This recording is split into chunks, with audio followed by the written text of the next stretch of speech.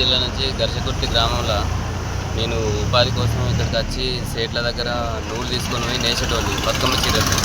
అయితే ఈరోజు అది కూడా లేకపోవడం వల్ల మాకు చాలా ఇబ్బందులు పడుతుంది. ఆఖరికి త్రిప్ట్ ఫండ్ కట్టుకుందామన్నా కానీ లేని పరిస్థితి ఉంది. మాకు డబ్బులు లేని పరిస్థితి, ఉపాధి లేదు. ఒక్కొక్కరు కార్మికులు అందరూ తినడానికి తిండి లేక చాలా ఇబ్బంది పడుతున్నారు.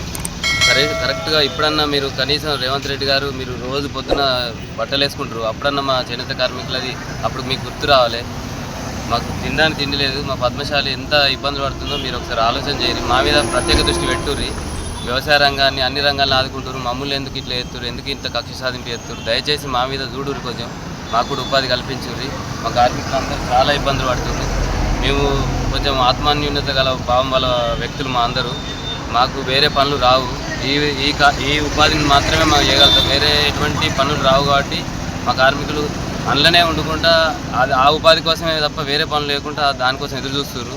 మీరు ఇప్పటికీ చాలా ఒక 5-6 నెలల నుంచి ఎదురు చూస్తున్నాం. పని దయచేసి కల్పించుర్రి. మేము కూడా బాగా పెట్టుబడి పెట్టినాం. ఈరోజు బతుకమ్మ చీరలని దానికోసం చాలా పింజర్లు కానీ అవి పెట్టుబడి పెట్టి మిత్తిలు కట్టలేక ఇబ్బందులు పడుతున్నారు. అదేది మన పరిశ్రమలు ఏర్పాటు చేసుకున్నారు. కొత్తగా ఎన్నో ఆశలు పెట్టుకున్నాం. అది కూడా ఈరోజు లేకుండా చేసిరు. మరి రాజకీయ కక్షగా ఏదో మాకు తెలియదు సిరిసిల్లలో జరిగిన దానికి. దయచేసి మాకు ఉపాధి కల్పించుర్రి. మొత్తం మా చేనేత రంగాన్ని ఆదుకోరు.